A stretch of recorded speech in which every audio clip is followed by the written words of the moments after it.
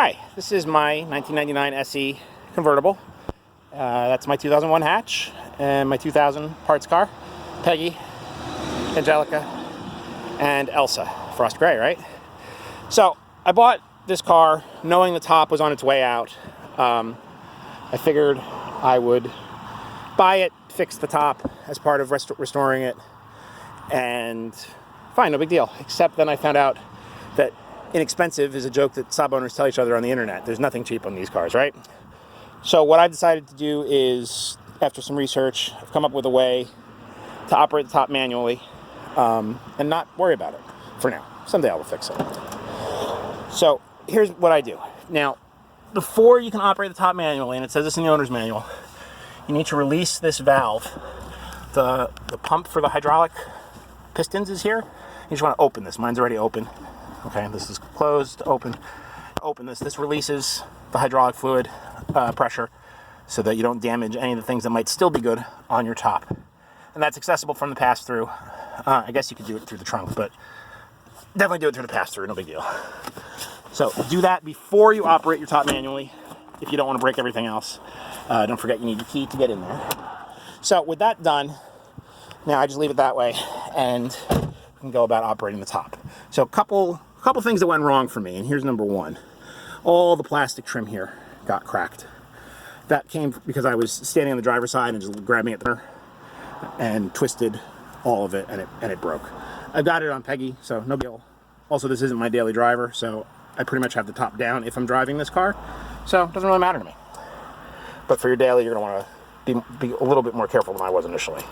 So we're going to go through everything like normal for the moment. Okay. Motor's going to run. Soft top failure, as expected. But what we've done by doing that first step of the normal top operation is we've unlocked the fifth bow from the tonneau. And you can now lift the tonneau up, which brings us to mistake number two, the flaps. I didn't operate the flaps, I was just kind of forcing them in and out, and I cracked one. Again, I've got it on the other car, so no big deal. To avoid this, I learned that this position, and again, this is assuming good micro switches. If you don't have micro switches, then you might just have to deal with the flaps needing to be moved manually. Just be a little more careful than I was initially. So you come into here, and again, you're going to operate the motor. Soft top failure, because nothing is actually moving, except for that flap and that one. Now you can go ahead, close your fifth bow, and here, this is where I made the mistake. I was grabbing here and lifting, and you can see it just twists the whole thing, and eventually it cracked. So either do this with a partner on the other side so you can lift evenly from out here, or you can just reach into the center and lift from right there. Okay, and then once it's moving, I think it's generally okay. Just kind of guide it down, let gravity help you. Don't let it fall. And then you go in. Push your tonneau down. Gotta lock it. So at this point, again, if you have working micro switches, you can push down the top, reach over, unlock the trunk with the button, or just grab your key.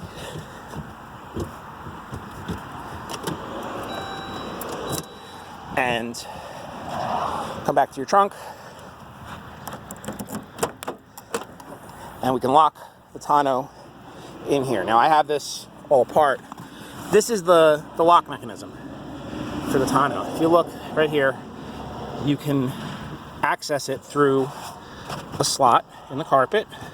Lines up right here, and it can be operated manually. So with that all back in place, you don't have to take apart your car to do this at all. That back in place, you come in, take your tire change wrench, and this is easier with two hands, but you, hold on 1 second.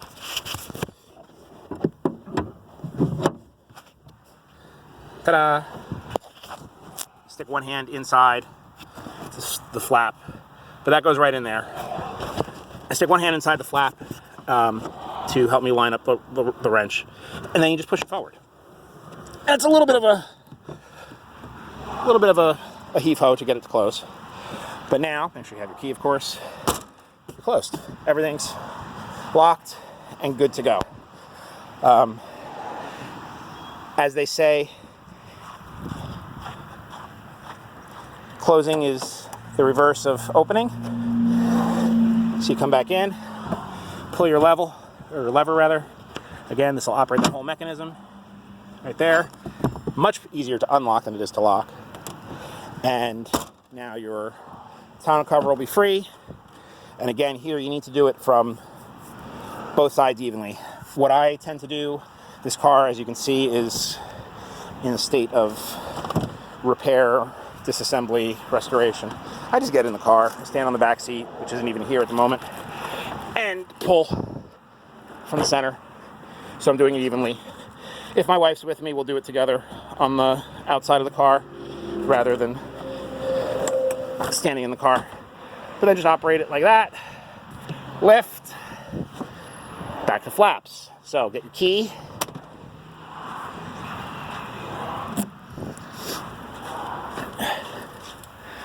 Turn everything back on again. And we're going to close. Okay. And there you go. Flaps are now up. Push down the tonneau. Push down the fifth bow. Come in. Operate the latches. You heard the nice beep. No SID messages. And ta-da! And that's how I operate my top manually. It's worth the 3-4 minutes it takes me to do it to save easily $600-800 on new pistons. So hopefully you find that helpful. If you have any questions, please let me know. The important thing to remember is you got to do that valve. If you don't do that valve, you risk damaging the components, both of the hydraulic system and the top, because you'll be facing the pressure. But once you undo that valve, I've done this, I've had the car for 4.5 years. The top only lasted me 6 months, so I've been doing this for 4 years.